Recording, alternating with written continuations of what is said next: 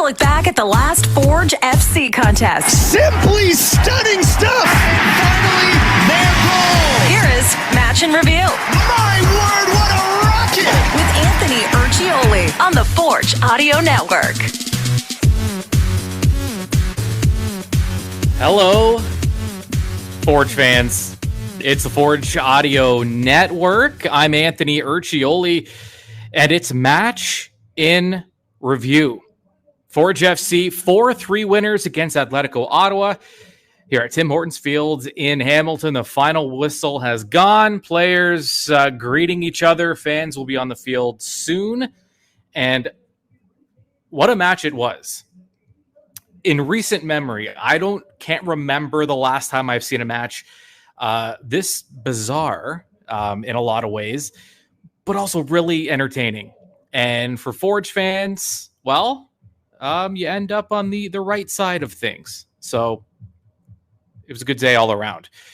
Forge FC with a 4-3 win. Let's break this down here and just make sure we have all of our T's crossed and everything ready to go, as this is a live broadcast, as you know. All right. So listen, coming into this, we knew there were some struggles here from a Forge FC side of things. Things not going well, the team not really scoring at the rate that we've been used to, and it just hasn't been the Forge team that we've come to expect. Fortunately, things turned around in this one, and I've been saying it. This isn't like a I told you so thing. It's just, I think we all kind of felt it, right? That eventually this team was going to break through. The floodgates were going to open, and there's going to be an offensive explosion of sorts. Now, they got a little bit of help, but it kind of balances because they haven't been getting much luck going into this one. So let's go right to the beginning here. Forge FC comes out in their 4-3-3, 3-5-2 kind of hybrid look with Borges, Taron Campbell, Pasillas up top, and down the middle, you had Becker, Sissoko, and Kane. Now, it was interesting, and I love this. Kadeem Kane finds himself in the lineup, a young player coming off a really tough match against Vancouver last week, made a mistake that a lot of young players make. It is what it is. The confidence from the coaching staff to put him right back out there, to get his second consecutive start, speaks volumes, and he was good in this match. And, when you show confidence in your players, you see it reflected in their performance a lot of the times. And that was the case with Kadeem Kane in this one. On the back line, you had Dominic Samuel, Mandrakar James, Malik Oluwabi-Bellewu, and Razart Rama. And the reason I called it a 4-3-3, 3-5-2 kind of hybrid is because Rama kind of jumped up and joined the midfield when Forge was on the attack. So they kind of changed their look depending where possession was. And Tristan Henry in goal. Ottawa with their 4-1-4-1, that mid/low block that they like to play. This formation was conducive to it, but I got to tell you, formations forget formations and game plans, because those were thrown out the window very early in this one. 7,000 fans, by the way, at Tim Hortons Field for this one on a Sunday. Great turnout. The crowd was hot, and they had plenty of reason to be hot in this one. 22 seconds in. We're still kind of awaiting the official word on this. There's a very good chance it may have been the fastest goal in CPL history. At the very worst, though, it was the second fastest, depending on where you're looking, because and I'll tell you why. So first of all, Ottawa opens the scoring 22 seconds in. Gabriel Antonaro. Forge, to be frank, just, I don't know. I don't want to say napping, but just way too easy. I mean, it was off a throw-in, a direct throw-in leading to a goal the way it did.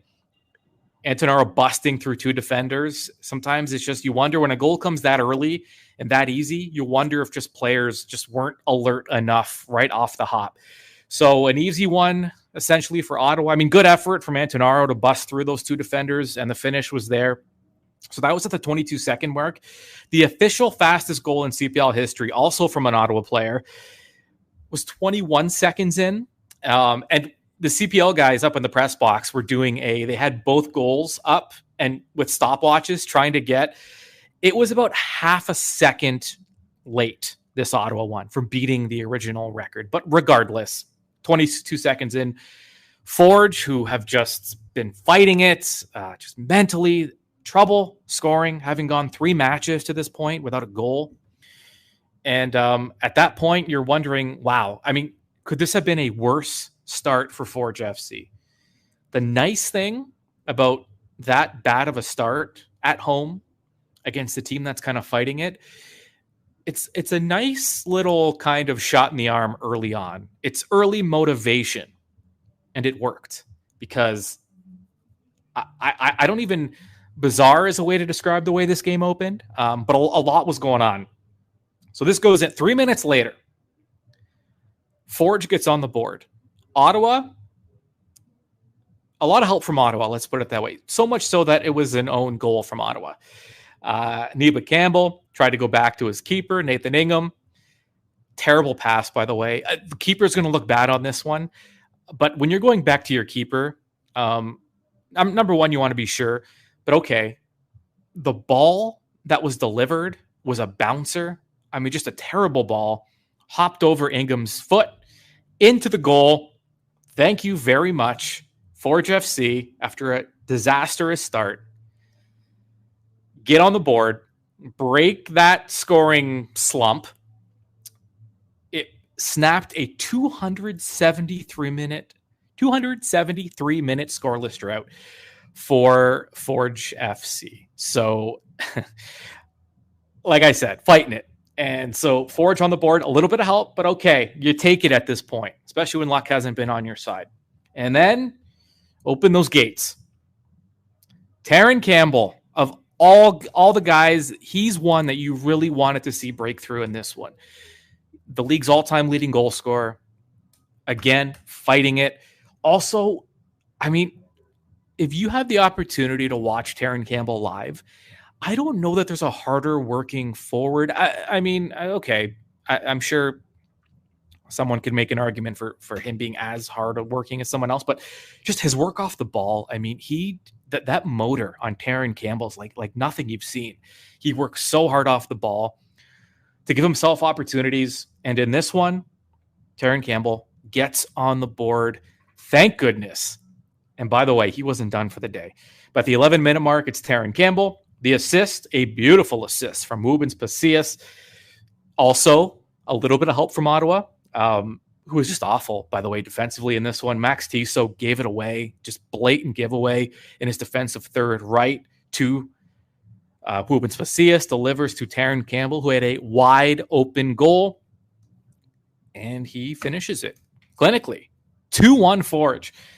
And I was only laughing because you think about how much Forge has just been struggling with finding the back of the net, despite all that work, the expected goals, the possession, the shots on target, all that stuff that just wasn't resulting in a goal. Here they are with 2 goals, both from Ottawa mistakes. And at that point, the score was 2-1. The expected goals in this one, virtually 0-0. It was like 0.32 for each team or something like that. So both teams with 0 expected goals. Somehow we had 3 goals right off the hop. This is what the club needed. You knew eventually it was going to come. And then Taron Campbell, not done. Puts Forge up 3-1. This one, a very pretty goal. No help from Ottawa on this one. Tristan Borges, another guy that needs to get going, that wants to get going, that's fighting it a bit, but putting all the work in, which means the results will eventually come, especially with a guy with that level of talent. Maybe the most talented player in this league. Tristan Borges gets his first assist of the season, which is even weird to say. He flips the ball up to himself, volleys it up to Taron Campbell, clinical finish with his head, gets up above everyone else, and Forge is up 3-1. Taron Campbell has 2 goals. Borges has his assist. Pacias has an assist. Everyone's on the board. Crowd's loving it because of all the action that's happened early on. And it's tough to top that. So the rest of the half remained scoreless. We went into halftime. Halftime stats. Expected goals, 1.14 for Forge. Obviously helped by Ottawa a bit on those first two. Helped a lot by Ottawa. So 1.14 expected goals for Forge. Ottawa 0.31. So Forge doing it defensively as well. Best defense is ball possession. And Forge had a lot of it. 67% in that first half. Shot attempts 9-3 in favor of Forge. Shots on target 6-1 for Forge FC in that first half alone. Completed passes, which this typically also kind of correlates with possession. Forge had almost 3 times the amount of passes. Forge completed these are just completed passes. 224 completed passes by Forge FC in the first 45, 87 from Atlético Ottawa. That kind of told the story there. Coming to the second half, Ottawa makes a triple switch right off the hop. And the half was going Forge's way. I mean, complete control. Ottawa not getting much done. It's exactly what you needed. You're up 3-1. Use your possession. Do what you do best. And that's just control the flow, the pace, the possession of the game. However, sometimes it just takes one mishap, one miscue, one call that doesn't go your way. And that's exactly what happened. 64th minute. The fans Forge sure thought that Ottawa got away with back-to-back fouls in a matter of seconds. No calls. 2 Forge players on the turf. And Ottawa takes advantage. They're up on the attack. All of it. And then this is what makes it even worse. Is a foul was called on Forge on the edge of the box right after those 2 missed calls. Forge with a call against them just outside the area. Free kick for Tissot, and it was a beauty. Curled it in to the near post. All of a sudden now, here for a club that is fighting it mentally, now that we know the result went Forge's way, we can look back at this and say these are kind of the things you look at in a team. If you're a coach and you're trying to assess your club and where they are mentally, we know where Forge is from a talent perspective and what they can do. But the real test here was the mental one. So now it's 3-2. Things not going your way. 2 missed calls. The team's hot. They're upset that they didn't get those calls. Coaches are obviously upset. A lot of screaming going on. 2 minutes later, tempers flare. And this is where you start to question. Did that goal unravel and those 2 missed calls, all that combined, plus it was a really pretty goal from Tissot on top of that. Just a frustrating moment for Forge. So you wonder now how the team is going to respond. They did not respond well. Tempers flared 2 minutes later. Henry got knocked down. It very clear. He got body checked essentially by it was Salter that just ran like chest out, knocked Henry over from behind. Dominic Samuel defending his goalkeeper. At this point, Salter standing inside the goal. Samuel gives him a little shove. Salter falls back into the netting. That's going to draw a crowd. The teams come together. You're worried a little bit at that point if we're going to start seeing some reds. Fortunately, no reds. Pair of yellows for Salter and Samuel. So we play on. Again, we're starting to question. At least I was, if I'm being honest.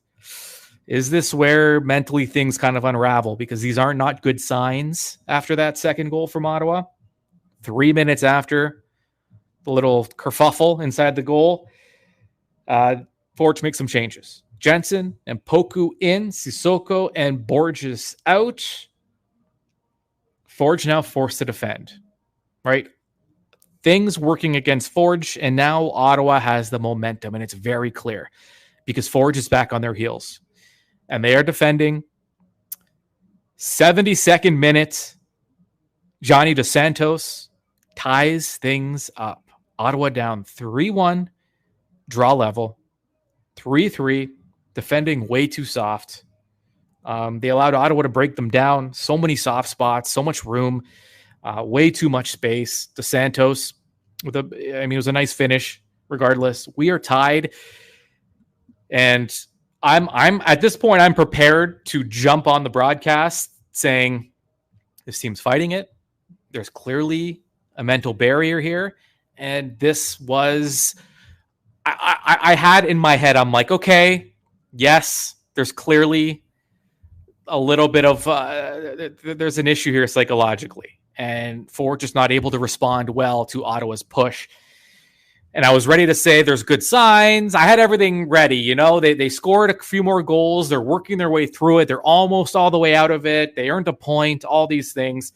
And then the script was just rolled up, thrown away, thankfully, because in the 82nd minute, this was vintage Forge FC. If you have an opportunity, because the highlights might not even do this goal justice, you need to watch the build that led to this goal. I had my eye on Kyle Becker. Off the ball. Forge was kind of working the ball with their back line, trying to find a space, and I'm looking at Becker, some dummy runs, kind of stops and starts, trying to get open. All of a sudden, he sees the ball go to Kadeem Kane, and Becker peels away from his man, gets himself into space, calls for the ball. Kane delivers it into the midfield. Becker, no-look flick behind him with his right foot. The ball finds itself to Poku on the left side, who just come on. And by the way, at this point, Jordan Hamilton was standing ready to come in. So Taron Campbell was about to come off, and Hamilton was about to come in. Poku, though, beautiful lob in the air. He had Campbell and Pacius in the area. And Taron Campbell, I just want to point this out too. This is what you need to watch. If you can watch the highlight, great. If you have a chance to see the full play in the build, Taron Campbell has 2 goals. He's looking for a hat trick. The ball's in the air, and his eyes must have been wide open. Like this, here's my 3rd goal. I mean, this is a layup. He doesn't make an attempt on the ball. He acts as a decoy. He jumps, but he doesn't go for the ball. He jumps and he takes his man with him because he knows he has Pacius behind him. Selfless play from a guy who's been fighting it, had 2 goals, could have had a hat trick. He could have been, that would have been the story. I mean, a Taron Campbell hat trick, selflessly, plays the decoy, takes a man with him, jumps in the air, but doesn't go for the ball, leaves it to Pacius behind him, and Pacius makes absolutely no mistake. Clinical finish inside the post. Now it's 4-3 for Forge. There was a push by Ottawa, but Forge held strong, and that was the final, 4-3. If you were a Forge fan, this result was a thing of beauty, because think about what had to happen here. Team struggling to score, they score 4 times. A team battling it mentally, they blow a 2-goal lead at home, a place that they have been struggling to get points in, right? Uncharacteristic of this team. Still, they found a way, the resiliency, the tempers flaring, players sticking up for each other, calls not going their way. They fight through it. And by the way, Atlético Ottawa scored 3 goals in this match. Just as a reference point, coming into this match, all time, Atlético Ottawa had scored 3 goals against Forge. All time. And I have to pull up the official record here because, it's been a dominant, I believe Forge is 10 against Atlético Ottawa. 10-1-2. All time. Forge is 10-1-2 against Atlético Ottawa. In 13 matches against them, Ottawa had scored 3 goals total. They scored 3 just in this game. Everything was trending toward us trying to find positives in Forge's game despite the results. But no, they battled through, guys playing for each other, sticking up for each other. Tristan Borges gets on the board with an assist. Pacius on the board, a goal and an assist. Taron Campbell with 2 goals and a selfless play that led to Pacius's goal. Becker creating things, the architect, the maestro in the midfield, leading to that game winner. Kadeem Kane who started that playoff by passing to Becker, right? He had a tough moment in that last match against Vancouver, which could have totally just deflated him. The coaches could have lost faith in him, but he gets a start again and delivers. I mean, this was maybe, again, the result isn't going to say perfect effort or just, incredible performance. But when you look at all the factors and the nuances in this was just a brilliant performance. This was the exact kind of game Forge needed to win going forward. And, they improved their record now to 11-1-2 against Atlético Ottawa. All time. They get a home win where they desperately needed it now because, again, they're on the road now. Friday, there's a 6:00 start in Halifax, and then they play, I believe they're on the road again. Excuse me, this is a live broadcast, and my computer is loading. But okay, so we know, I believe Forge isn't home for another 3 weeks. So the couple of road matches in between, with Halifax being the next one. But they really needed this one, and they really needed to feel good about something, just anything, after that match against Vancouver. Not only can they feel good, they can feel great about the way they won and the way they came together as a team. Thing of beauty. I think this was the most perfect result Forge could have asked for. And just to continue my thought from earlier, yes, so Vancouver, they play Halifax on Friday on the road. Quick turnaround against York. It almost looks like a mistake in the schedule because the games are so close together, but I guess it's accurate. So then they play York on, that's why I'm looking at it wrong. There's a week off. So Friday, the 30th at Halifax. July 9th, they will be at York. And then they come back home to play Vancouver on Valor on July 15th. So they're going to be away for a few weeks. And they wanted a positive result at home. Looking at the standings now. A final in Hamilton, and some teams have caught up with their matches in hand. All of a sudden, and this is the thing with this league, right? And we've talked about this before. This league, we can talk about points and matches in hand and all those things. When you're in an 8-team league, I mean, the table flips so frequently because everyone's playing each other so often that these matches in hand, you get so many opportunities to play against the clubs you're chasing or trying to fend off. So when it seemed like the sky was falling because of our expectation level, I mean, let's be fair, right? We're used to excellence, dominance, just championship play consistently, and we weren't getting those results from Forge FC, and we've been spoiled. We have been. So I think it's the sky is falling type stuff. It seemed like an overreaction, but also I get it. I mean, it's fair because it is a little worrisome when we see this team struggle. But after all that, 3 losses in a row and they didn't score in 3 games. They lost to the worst team in the league, 2-0. After all that, Forge gets 3 points against Ottawa. They are now in second place, right? They're in second place. They have 19 points. They are 2 points up on York, who is at 17, and they're level on matches. So after York came to Hamilton and really kind of played spoiler, York hasn't won in 3 matches. So they're stuck on 17 points. Forge leapfrog them. They played the same amount of matches.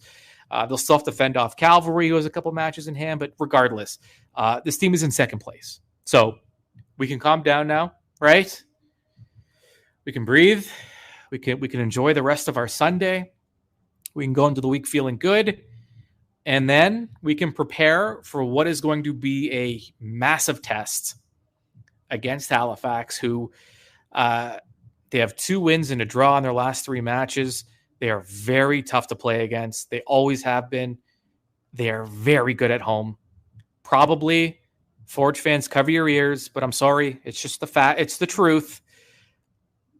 Halifax, probably the most difficult place to play. Small stadium. They pack it all the time. It's loud. The fans are on top of you. It just is what it is.